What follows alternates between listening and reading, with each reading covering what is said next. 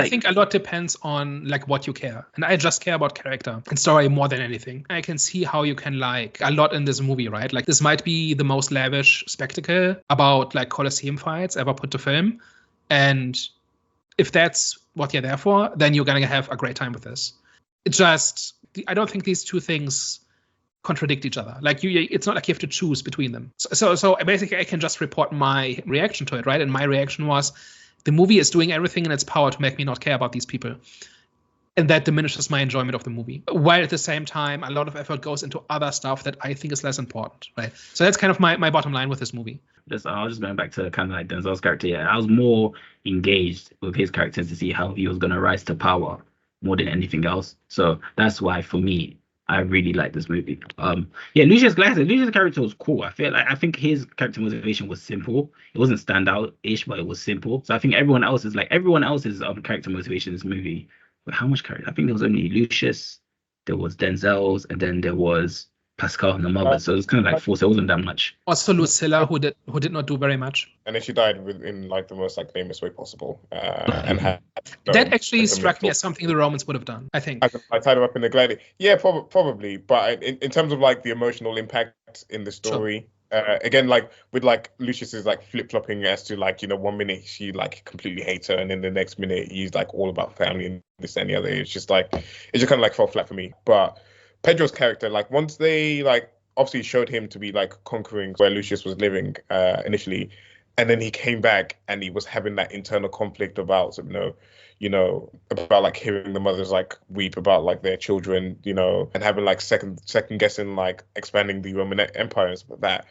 I was like, okay, this is like, there was like a really like cool, interesting like character development there, and I was like just a little bit frustrated that his one was like cut short, and it amounted to just him expressing how much he loved his mother to Lucius, who was shown to at that point not really care too much about his mother. So it was just like frustrating. His one, that one got me the most, because there was like so much potential in terms of like your top general being against what he's being instructed to do, but at the same time having the weight of like the emperors and like the power of the emperors to like keep pushing him to do stuff that he didn't want to do. So it was just like, yeah. So it seems like it seems like the story had so much potential. It seems like in terms of the entertainment side, it had everything, like the fight scenes and all of that. That was great. But in terms of the story, it just seems like it had potential to be a very great story. So do you think he was being lazy, the director? But that was the point of my rant earlier about I want to corner him like in an elevator or something and ask him, right? I cannot believe that he just doesn't care or doesn't think story is important. Like, this is not just me ganging up on Ridley Scott, right? This is like seemingly everybody. Like, this is not the only one, right?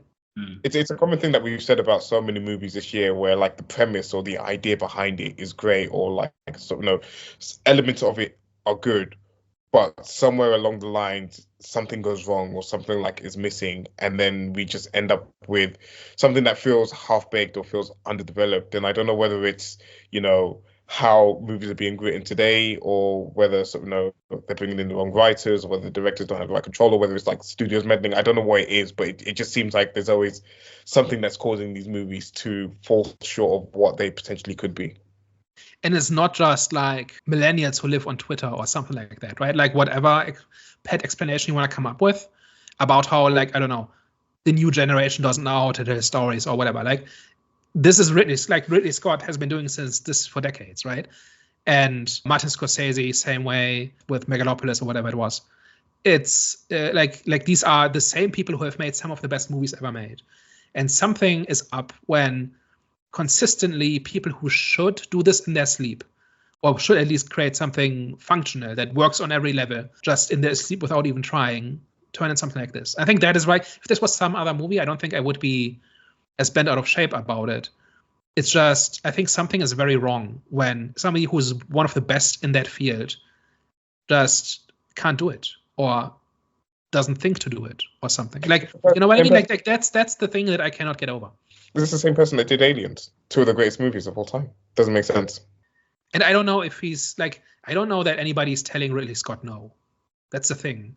Like, I don't know that he would do better, but for some reason the studio is hamstringing him or something. It cannot be that. I don't know. As somebody who just cares about story primarily, right? I go to the movies for stories.